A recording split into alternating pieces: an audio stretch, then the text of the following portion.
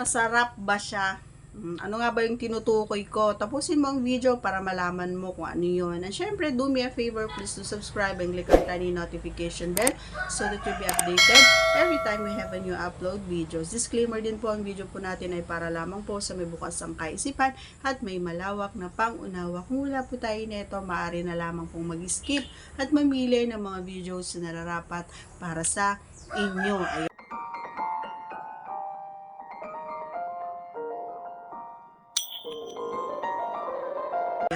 Tinatanong masarap ba daw? May nagtanong nito, no, nakalimutan ko lang yung pangalan niya. Ito yung kasagutan na.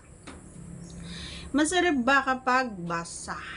Yun, kapag basa ba daw na ipinapasok, masarap ba daw? Para sa akin, hindi siya ganun, yung pagbasang-basa, hindi siya ganun kasarap. Bakit? Kasi nga dumudulas and minsan lumalambot. Gusto ko yung sakto lang yung basa. Minsan kasi kapag gano'n, yung pakiramdam ko ay basang-basa siya mga idol, pinupunasan ko para pag pumasok ay medyo may kaunting higpit. Kumbaga, medyo kumakapit yung balat niya. Balat to balat. Kailangan mahigpit yun. And isa ring paraan yun para mas, alam mo yun, para mas lalo manggigil, kumbaga, yung kapareha natin. Yun, medyo punasan natin mga idol, no? And mas masarap kapag yung yun na nga, kapag sabay kayong tapos syempre kapag sabay kasi syempre marami talaga yon, so dudulas talaga yan, maraming basang-basa talaga yon, so wag nyo munang aalisin yan. Kapag sa loob talaga lumabas, wag nyo aalisin kaagad, hayaan nyo doon. Kaya nga diba sabi ko dapat handa kayo sa mga bagay. Kung ay takot naman kayo, di gumamit kayo ng safety gear, ganon, mag helmet kayo, ganon.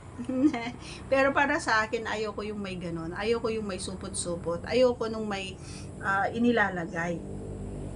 Mas masarap kasi kapag yung normal yung balat mo talaga, and mas nakaka pag ganon. And mas na-enjoy ko kapag walang ganon. And yun, nasagot ko naman na kapag hindi siya masarap para sa akin kapag basang-basa, yung sakto lang.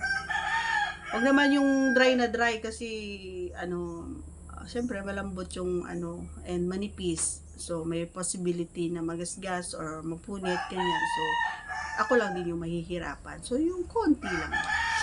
Ayan. So yun lang mga idol, that's all for today's video. Once again, if you're not yet connected, please do subscribe and click our tiny notification bell so that you'll be updated every time we have a new upload videos. Thanks for watching everyone. See you again on our next vlog. Bye!